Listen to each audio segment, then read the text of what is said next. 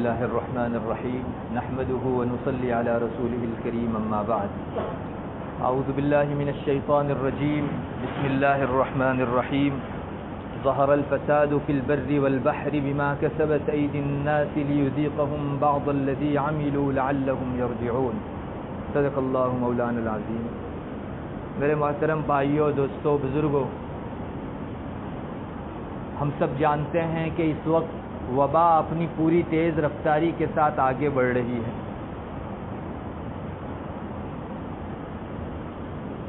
چھوٹی چھوٹی اسپتالوں سے 3، 4، 5 نعشیں نکل رہی ہیں.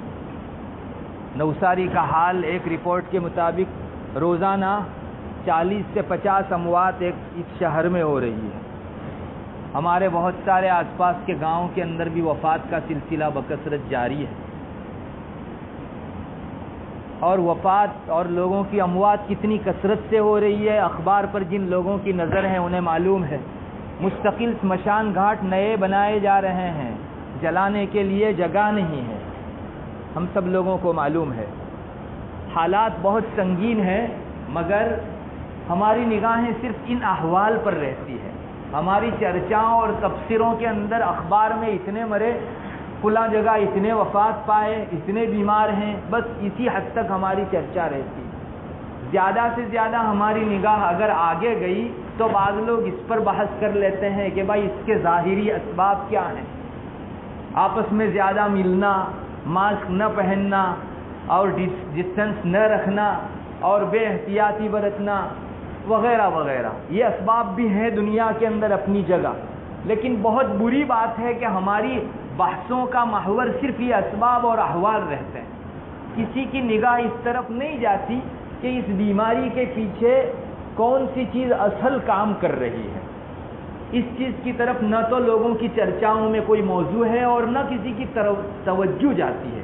حالانکہ نبی کریم صلی اللہ علیہ وسلم نے اور آپ کے بعد تمامی حضرات علماء کرام نے ایسی وباؤں کے موقع کے اوپر ظاہری اسباب پر توجہ سے زیادہ جو باطنی اسباب ہے، جن گناہوں کے سبب یہ برائیاں آیا کرتی ہیں، ان کی طرف توجہ زیادہ دلائی ہے. ایک بات میں یہاں آپ کو کہہ دوں کہ میں ہرگز یہ نہیں کہتا کہ آپ احتیاط مت برتو، دنیا کے اسباب اختیار کرو، لیکن کتنی بری چیز ہے کہ ہماری ساری نگاہ صرف دنیاوی اسباب پر. کبھی نہ ہماری چرچاؤں میں یہ گناہ آتے ہیں اور نہ ان کا اصل سبب ہمارے درمیان میں کبھی گفتگو میں آتا ہے. میں اس سے پہلے بھی آپ کو سنا چکا، ہمارے علماء نے اپنی کتابوں میں بہت صاف آج سے کئی صدیوں پہلے لکھ دیا ہے کہ جب دنیا میں طاعون یا کوئی دوسری وبا پھیلتی ہے تو اس کا ظاہری سبب تو پالیوشن ہے. دنیا کے اندر جو پردوشن بہت پھیل گیا ہے وہ ہے، وہ بھی ہمارے علماء نے لکھا کہ پردوشن کی وجہ سے وبا پھیلتی ہے. مگر علماء نے ساتھ میں یہ بھی لکھا کہ اس کا اصل سبب زناکاری کا عام ہو جانا ہے. اور یہ صرف علماء نے نہیں فرمایا بلکہ خود نبی کریم صلی اللہ علیہ وسلم کی حدیث میں یہ مضمون آ چکا ہے.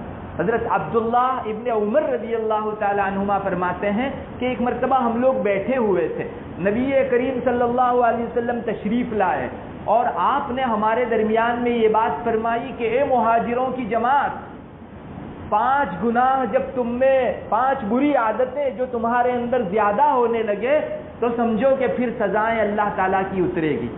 اور پھر آپ صلی اللہ علیہ وسلم نے وہ 5 گناہ ذکر فرمائے اور ساتھ میں یہ بھی فرمایا کہ میں تم کو اللہ کی پناہ میں دیتا ہوں کہ تم ان 5 گناہوں کا ارتکاب کرنے لگو ورنہ عام سزائیں پھر پھیل جائے گی. ان میں سب سے پہلا گناہ جو نبی کریم صلی اللہ علیہ وسلم نے ارشاد فرمایا وہ یہ کہ جب کسی قوم کے اندر بدکاری، زناکاری اور بے حیائی عام ہو جاتی ہے، حتیٰ کہ لوگ سڑک پر اس کو کرنے لگتے ہیں، تو پھر اس قوم کے اندر طاعون پھیل جاتا ہے، پلیگ پھیل جاتا ہے اور ایسی بیماری پھیل جاتی ہے جو تمہارے بڑوں اور اگلوں کے اندر نہیں تھی. یہ خود نبی کریم صلی اللہ علیہ وسلم نے ارشاد فرمایا.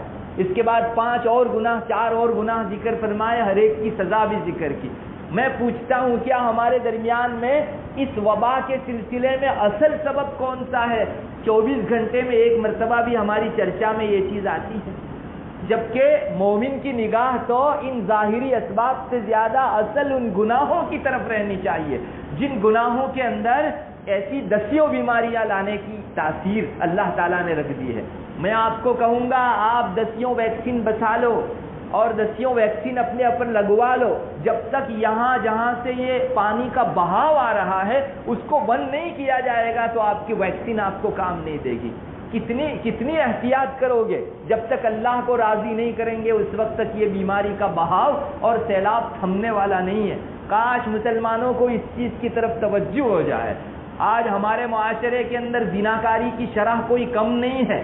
میں جس شعبے میں کام کرتا ہوں میری نگاہوں کے سامنے ایسے متعدد واقعات ہیں کہ جن میں ہماری انہی بستیوں کے اندر زناکاری بہت عام ہے، اور اللہ ہمیں معاف فرمائے اب تو شادی شدہ خواتین بہت زیادہ زنا کر رہی ہے۔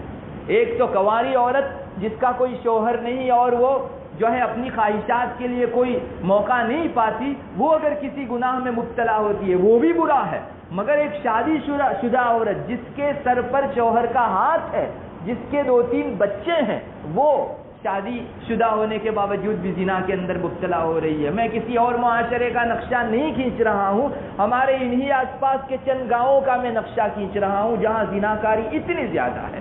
اپنی معصوم بچیوں کو لوگ گھر رکھ کر زنا کے لیے جا رہے ہیں، اور یہ بھی واردات ہماری انہی آس پاس کے گاؤں کی ہیں کہ پونے سال کا یا 1 سال کا بھی نہیں ہوا ایسے چھوٹے بچے کو اپنے گھر میں رات کا سوتا ہوا رکھ کر دوسروں کے ساتھ جو ہے مشغول ہونے والی خواتین بھی اسی معاشرے کے اندر موجود ہے۔ میں کہتا ہوں کیا یہ زناکاری کی رفتار ایک مرتبہ بڑھے گی تو ہمارا دسیوں اسباب اختیار کر لینا بیماری کو روک سکے گا، جبکہ خود آپ صلی اللہ علیہ وسلم نے فرمایا کہ زناکاری جب عام ہو جائے گی تو ایسی بیماریاں آئے گی کہ اگلوں کے اندر اس کا نام بھی نہیں سنا گیا ہوگا۔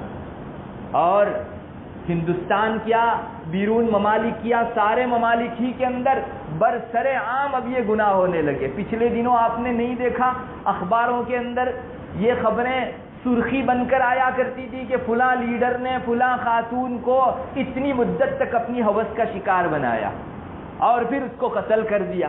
کوئی صفحہ شاید خالی نہیں ہو کہ اس طرح کی خبر جو ہے اس صفحے کے اوپر زنا کی نہ چپتی ہو۔ لیڈروں نے خوب زنا کیے اور سادھوؤں نے زنا کیے اور قوم کے بڑے لوگوں نے زنا کیے، جن کے سکینڈل اور گپلے جو ہے سارے اخباروں کے اندر آج تک بھی دیکھے جا سکتے ہیں۔ لوگ بے تحاشا کرتے چلے گئے، اللہ تبارک و تعالیٰ پھر غضبناک ہوا اور ایک ایسی بیماری پھیلا دی کہ مشرق سے لے کر مغرب تک جو ہے کوئی ملک خالی نہیں ہے جس کے اندر یہ بیماری نہ پھیلی ہوئی ہو، اور ایک مرتبہ کا ویو گیا دوسری مرتبہ کا بہاؤ آ رہا ہے۔ اللہ ہمیں اپنی پناہ میں رکھے۔ مسلمانوں کو ان ظاہری اسباب سے زیادہ اللہ تعالیٰ کو راضی کرنے کی طرف کوشش کرنے کی ضرورت ہے۔ مسلمانوں میں زنا کی شرح رکنی چاہیے، بے حیائی اور بدکاری کی شرح رکنی چاہیے۔ حالات اتنے سنگین ہیں، ابھی مہینہ نہیں ہوا میں ایک جگہ گیا تھا بیان کے لیے، تو اس جگہ مجھ کو وہاں کے علماء نے یہ ذکر کیا کہ مولانا ہمارے یہاں زنا کے سلسلے میں بیان کرو۔ پچھلے دنوں جبکہ ابھی یہ حالات چل رہے تھے ہمارے یہاں، ان کا کہنا تھا کہ وہ مکتب جہاں بند پڑا تھا، ابھی بچوں کو لاک ڈاؤن کے دنوں کے اندر مکتب نہیں پڑھایا گیا تو وہ بند پڑا تھا، تو وہ کہہ رہے تھے کہ جب مکتب کا وہ دروازہ کھولا تو اندر زنا کے اسباب ہم کو بکثرت نظر آئے۔ مسلمان گاؤں کی یہ حالت ہے کہ جہاں جو ہے میں آپ کو صاف کہہ دوں بڑی تعداد کے اندر کونڈوم نظر آئے۔ اب یہ کون استعمال کرتا تھا؟ کیا کوئی غیر ہمارے مکتب کے اندر آ کر اور مدرسوں میں آ کر اس طرح کی زنا خوری کی حالت کرے گا؟ مسلمانوں کی یہ حالت ہے کہ ایک طرف اللہ تعالیٰ کا غضب بہاؤ پر جو ہے آ رہا ہے، سیلاب کی طرح امڑتا آ رہا ہے، اور دوسری طرف ہماری زنا کاری کی یہ شرح بڑھ رہی ہے۔ اللہ تعالیٰ ہماری حفاظت فرمائے۔ مسلمانوں کو اس پر قابو پانا ہوگا اور اجتماعی طور پر قابو پانا ہوگا۔ میں ویسے عام طور پر خوابوں کو ذکر کرنے کا عادی نہیں ہوں، مگر اس موقع کے اوپر میں ضروری سمجھتا ہوں کہ آپ کے سامنے ذکر کروں۔ ابھی 4 روز پہلے میں نے حضرت سید مفتی عبد الرحیم صاحب لاجپوری نور اللہ مرکزہ، جن کی فتاوی رحیمیہ ہے، ہم میں سے کوئی ایسا نہیں ہوگا جو ان سے ناواقف ہو۔ سید مفتی عبد الرحیم لاجپوری نور اللہ مرکزہ کو میں نے دیکھا، وہ بیان فرما رہے ہیں ایک جگہ، اور میں بھی بیٹھا ہوا ہوں اس جگہ۔ وہ فرما رہے ہیں لوگوں، مسلمانوں، گناہوں سے بچو اور زنا سے بچو اور شراب سے بچو اور سود خوری سے بچو۔ اب بہت زیادہ تو مجھے مضمون یاد نہیں ہے، اتنا مضمون مجھے آج برابر یاد ہے اور میری آنکھیں بہنا شروع ہوئی۔ میں جب بیدار ہوا اس وقت بھی میری آنکھ بہہ رہی تھی۔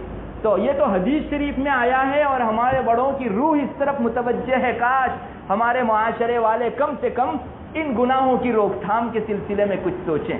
ہم ویکسین کی جتنی فکر کرتے ہیں، اسپتالوں کی جتنی فکر کرتے ہیں، اتنی اس سے زیادہ فکر جو ہے اس کی ہونی چاہیے کہ ہمارے معاشرے کو جو گھن کی طرح کھائے جا رہا ہے یہ زنا کا مرض عام، اس پر جو ہے ہم قابو پانے کی کوشش کریں. اور اب تو حالت یہ ہو گئی ہے کہ زنا ایک گناہ ہے لیکن بہانہ بازی کر کے اس کو درست کرنے کی کوشش کی جا رہی ہے اور اچھا لبادہ اڑا کر جو ہے اس کو درست قرار کر دینے کی کوشش کی جا رہی ہے. دنیا والوں نے پچھلے دنوں کیا کچھ نہیں کیا، ایسے ایسے قانون پاس کیے جن قانونوں کے اندر صریح زنا کی جو ہے کا جواز پیدا کرنے کی کوشش کی گئی.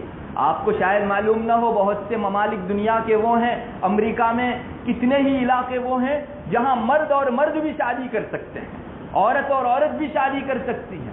گے اور لیزبین اس کو جو ہے پرمیننٹ کر دیا گیا ہے، یعنی حکومت جیسے ایک میاں بیوی کو بینیفٹ دیتی ہے ویسے مرد اور مرد شادی کریں، عورت اور عورت شادی کریں، ان کو بھی جو ہے بینیفٹ دیتی ہے. اور ان کے یہاں ایسے کئی کپل موجود ہیں کہ جن کے اندر مرد مرد کی شادی، عورت عورت کی شادی. شاید آپ کو یاد ہو ہندوستان میں بھی یہ آواز پارلیمنٹ میں اٹھ چکی ہے، مگر یہاں تھوڑا بہت مذہب باقی ہے، اس لیے الحمدللہ وہ قانون پاس نہیں ہوا. مگر زناکاری کے لیے اب راہیں قانون کی راہ سے عام کی جا رہی ہے. میں آپ کو ایک بات کہوں گا، حدیث شریف میں یہ بھی آیا ہے، حضرت ابو البختری رضی اللہ تعالیٰ عنہ کی حدیث ہے، مشکات شریف میں موجود ہے. نبی کریم صلی اللہ علیہ وسلم کا کچھ اس طرح کا ارشاد ہے کہ میری قوم تب تک ہلاک نہیں کی جاوے گی، میری امت میں تب تک ہلاکت نہیں ہوگی جب تک کہ وہ بہانہ بازی کر کے گناہوں کو درست کرنے کی کوشش نہ کرے. ایک تو گناہ کرنا ہے اور اس گناہ کو اچھا لبادہ اڑا کر پھر جو ہے جائز کرنے کی کوشش کرنی ہے. میں آپ سے کہتا ہوں کیا کوئی ایسا قانون پاس ہو جائے کہ 3 طلاق کے بعد بھی آپ رہ سکتے ہیں اپنی بیوی کے ساتھ، جبکہ شریعت اس کو زنا شمار کرتی ہے؟ تو قانون کا سہارا اللہ تعالیٰ کے یہاں آپ کو زنا سے بچا سکے گا؟ ہماری انہی بستیوں میں میں آپ کو گن کر مثال دے سکتا ہوں، ہماری ان بستیوں میں مرد اور عورت ایسے رہ رہے ہیں جن میں 3 طلاق ہو چکی ہے اور ایسے ہی زندگی گزار رہے ہیں جیسے اس سے پہلے میاں بیوی کی طرح زندگی گزار رہے تھے. کیا معاشرے کا یہ فرض نہیں ہے کہ ایسے گھرانوں کے اندر اللہ کا ایک غضب محلے کے بیچ ہو رہا ہے اور ہم ایسے لوگوں کی جو ہے انگلی پکڑ کر کم سے کم اس کی نادانی پر اس کو مطلع کریں؟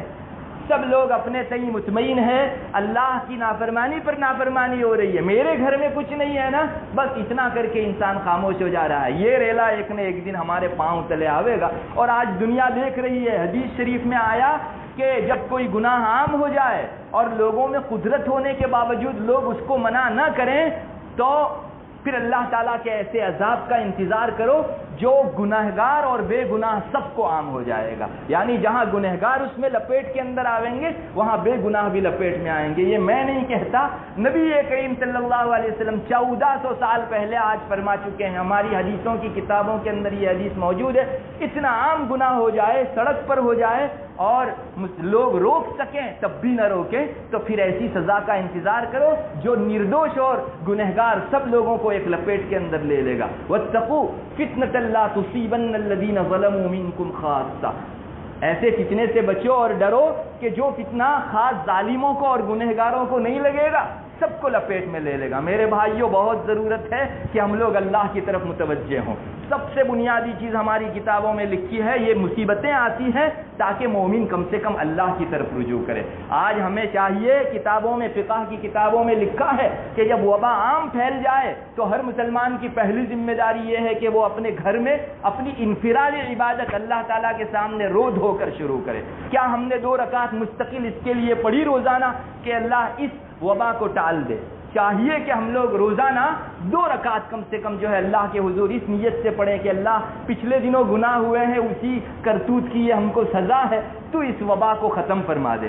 دوسرے نمبر کے اوپر پچھلے دنوں یہ ہوتا تھا ہمارے گاؤں کے اندر کہ جب ایسی کوئی عام مصیبت آتی تھی تو ہم لوگ جو ہے رات کو استغفار کا مستقل، ہمارے یہاں ہجارہ لے کر بیٹھتے تھے، آپ میں سے بہت سو کو یاد ہوگا. چاہیے ہے کہ گاؤں گاؤں اس طرح اللہ تعالیٰ کے حضور استغفار کی مجلسیں قائم کی جائیں، لوگ جمع ہو کر اللہ تعالیٰ کے سامنے توبہ و استغفار کریں. وَتُوبُوا إِلَى اللَّهِ جَمِيعًا أَيُّهَا الْمُؤْمِنُونَ لَعَلَّكُمْ تُفْلِحُونَ. مومنو جمع ہو کر اللہ تعالیٰ کے حضور توبہ مانگو استغفار کرو تاکہ تم لوگ کامیاب ہو جاؤ. ہماری کامیابی اس میں رکھی ہوئی ہے. مسلمانوں کو چاہیے کہ وہ استغفار کی یاسین شریف کا مستقل ختم کریں. ہمارے یہاں جب بارش نہیں ہوتی، مصیبتیں آتی ہیں تو ماشاءاللہ یاسین شریف کا ختم ہوتا ہے. یہ سلسلے کیوں جاری نہیں کیے جاتے؟ ہر گاؤں جہاں تک میری آواز پہنچتی ہے میں سب سے اپیل کروں گا کہ ہم لوگ جو ہے اپنے گاؤں کے اندر اس کو شروع کریں. قنوت نازلہ شروع کیا جانا چاہیے.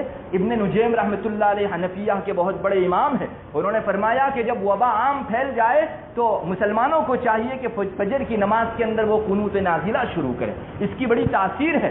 اللہ کے غضب کو روکنے کے لیے فجر میں جو قنوت نازلہ پڑھا جاتا ہے اس کی بڑی تاثیر ہے. چاہیے کہ ہم لوگ جو ہے اس کو بھی شروع کریں اور اللہ کے واسطے گناہوں سے باز آئیں. زنا ہو یا کوئی دوسرا گناہ، سارے گناہ ہمارے اوپر مختلف قسم کی مصیبتیں لانے والے ہیں. آج ہمارے نیک اعمال بہت زیادہ ہیں مگر گناہ بھی اس کثرت سے ہم لوگ کرتے ہیں. غیبت کوئی حرام نہیں سمجھتا جبکہ زنا سے بڑھ کر اس کو گناہ شمار کیا گیا ہے. رمضان جیسے مبارک مہینے میں ہماری مجلس غیبتوں سے خالی نہیں ہے. مسلمانوں کو چاہیے کہ اللہ کے واسطے باز آ جائیں اور نہی عن المنکر کا سلسلہ جاری کریں. کہیں میں اگر کوئی برائی اور گناہ دیکھوں، میری اللہ سے محبت کا تقاضا یہ ہے کہ میں اس کو محبت سے، یا میں سختی کر سکتا ہوں تو اپنے ماتحتوں کے اوپر سختی کر کے اسے روکوں.